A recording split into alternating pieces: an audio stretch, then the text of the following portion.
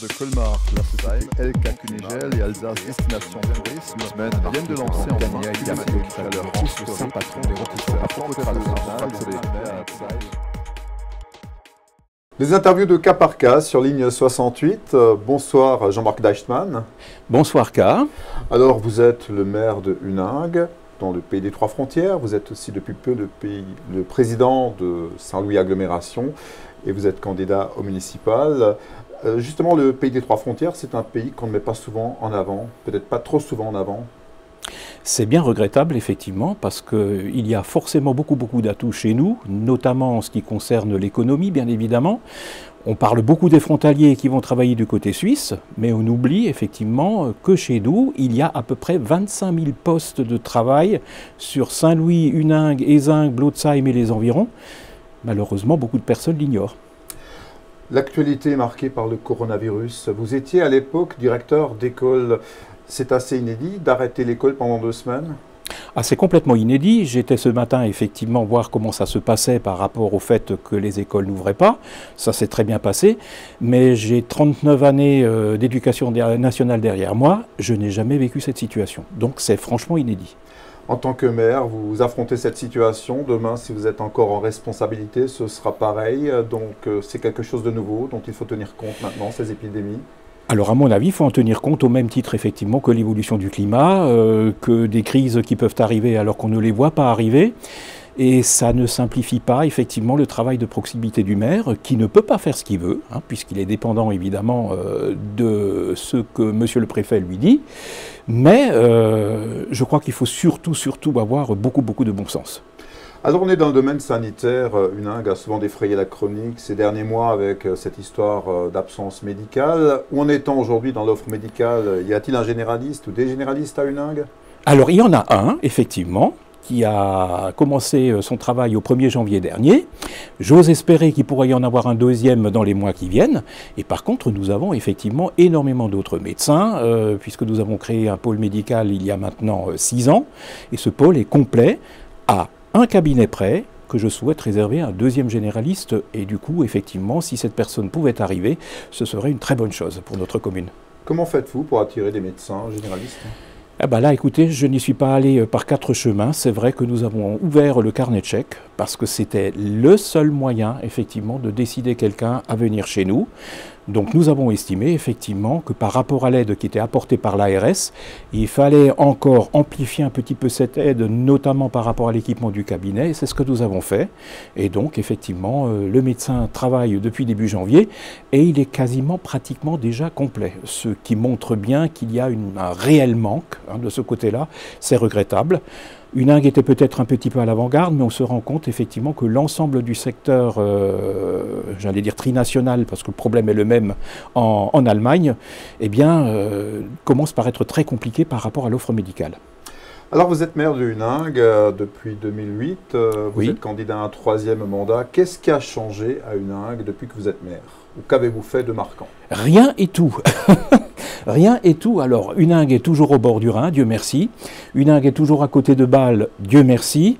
Mais effectivement, en ce qui concerne les offres au niveau de notre commune, notamment effectivement l'arrivée de la passerelle des 3 pays, l'aménagement des berges du Rhin, la réhabilitation totale de la place à Battussy par la création d'un parking souterrain, le fait que nous avons aussi, puisque nous sommes 4 fleurs, nous avons donc souhaité établir ce qu'on appelle un chemin piétonnier permettant de découvrir la ville qui s'intitule ici Vauban a été jardinier.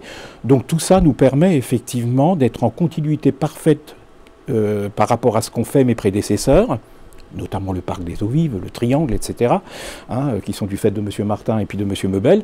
Et nous accompagnons ça, mais nous allons maintenant effectivement de plus en plus vers les bords du Rhin, parce que c'est là que se joue l'avenir de Huningue, Huningue au plein cœur du Dryland. Alors Vauban était un bâtisseur, vous aussi on a l'impression que vous êtes un bâtisseur, on voit des chantiers partout, donc la ville est en train de se transformer. La ville se transforme, alors il faut savoir qu'il y a des choses qui sont faites par la ville, mais aussi beaucoup de choses, Dieu merci, qui sont faites par le privé. Alors, notre gros problème que nous avons à l'heure actuelle, c'est vrai que nous sommes très attractifs. Alors, quelqu'un va dire, c'est bizarre. Hein, attractif, c'est plutôt une qualité, c'est pas un défaut. Là, nous sommes sur-attractifs. Alors, je ne parle pas simplement de Huningue, mais de toute cette région frontalière, où effectivement, il y a une offre de plus en plus conséquente au niveau de logement, donc de bétonnage. Hein, j'entends ça au quotidien, tant à Huningue qu'à Saint-Louis, qu'à Village-Neuf et ailleurs. Et le rôle de la ville, le rôle du maire, est effectivement d'en faire un urbanisme maîtrisé. C'est très difficile à faire, même si c'est très facile à dire. D'autant plus que je crois que c'est extrêmement important aussi, on ne peut pas faire n'importe quoi. Hein, le plan local d'urbanisme est très encadré par le schéma de cohérence territoriale, qui est lui-même encadré par rapport à ce que souhaite la région, qui elle-même a pris, j'allais dire, les instructions du côté de Paris. Donc, ça ne veut pas dire qu'on ne peut rien faire, mais tout ça est relativement encadré. Quand on nous dit oui, on supprime tout ça, on déchire tout ça et on fait comme on en a envie, je suis désolé, ça, ce n'est pas possible et les gens qui réfléchissent un tout petit peu peuvent le comprendre. Trop de bétonnage nuit peut-être à l'environnement. Alors, dans l'air du temps, quand on entend les candidats municipaux ici et là, la mode, c'est de planter beaucoup d'arbres, par exemple, et à Huningue, alors, planter des arbres, c'est évidemment très bien, mais chez nous, à Huningue, effectivement, nous avons enlevé des arbres, ça nous a été reproché, nous avons replanté beaucoup d'arbres, à peu près 4 arbres plantés pour 1 arbre abattu. Nous souhaitons amplifier ce mouvement, mais ce qui me paraît extrêmement important aussi, c'est de faire comprendre à nos concitoyens que là où c'est possible, nous pouvons monter un peu nos bâtiments, là où c'est possible, je pense par exemple au bord du Rhin, pas partout. Pourquoi monter? Tout simplement pour éviter du bétonnage au sol et faire en sorte effectivement qu'on puisse planter des arbres, créer des jardins publics, avoir des lieux où les gens puissent se rencontrer et surtout faire cohabiter 2 publics différents, le public des futurs résidents et le public qui passe sur notre magnifique passerelle des 3 pays. On a quand même plus d'1,4 million par an, c'est absolument énorme. Ce sont les amis allemands qui ont compté, je leur fais totalement confiance, ils sont très bons en maths. Alors on sait que les Alsaciens sont nombreux à franchir cette passerelle pour aller faire leurs emplettes outre-Rhin. Est-ce que les Weilois, je ne sais pas si on dit les Weilois, les habitants de Weil ou les Weil, traversent la frontière aussi pour venir chez vous? Alors, ils viennent chez nous, malheureusement, ils ne viennent pas encore consommer chez nous comme nous, on va consommer chez eux. Alors, soyons... Je crois qu'il faut être tout à fait concret là, et puis il faut être réaliste. Hein. Les grands commerces comme nous les avons du côté de Weil, nous n'avons pas vocation à les avoir du côté huningois. Par contre, dans le cadre du projet des Jetés, hein, qui est un aménagement urbain réalisé sur les terrains qui appartiennent à l'État, il faut le savoir, par un constructeur qui s'appelle Constructa, qui va démarrer les travaux là dans les mois qui viennent, nous souhaitons effectivement apporter ce que j'appellerais la touche française. Nous avons des spécificités en France, et qui sont très appréciés par nos amis suisses et par nos amis allemands, que nous ne mettons pas assez en évidence de chez nous. D'autant plus que ça peut se faire dans un lieu qui est assez remarquable. Donc nous sommes vraiment en train de travailler là-dessus. Bien sûr, les plus grands plaisirs, c'est toujours les plaisirs de la bouche. Nous sommes connus en France pour avoir une gastronomie qui est plutôt pas mal. Je pense que de ce côté-là, on peut offrir énormément de choses que nous n'avons pas encore. Vous êtes donc candidat au municipal. Quelle est la promesse que vous faites aux Huningois ?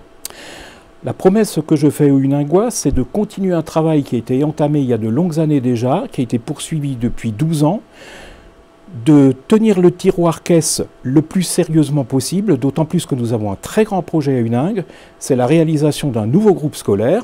Un groupe scolaire d'une 30aine de classes, ça coûte un petit peu d'argent, et je tiens à ce que la population, là, ne soit pas simplement associée pour les élections, mais après, par rapport à ce projet majeur qui permettra d'accueillir nos enfants dans les 50, 60, 70 ans qui viennent. En tant qu'ancien directeur d'école, je crois que je ne vous surprendrai pas trop par rapport à un projet comme celui-ci.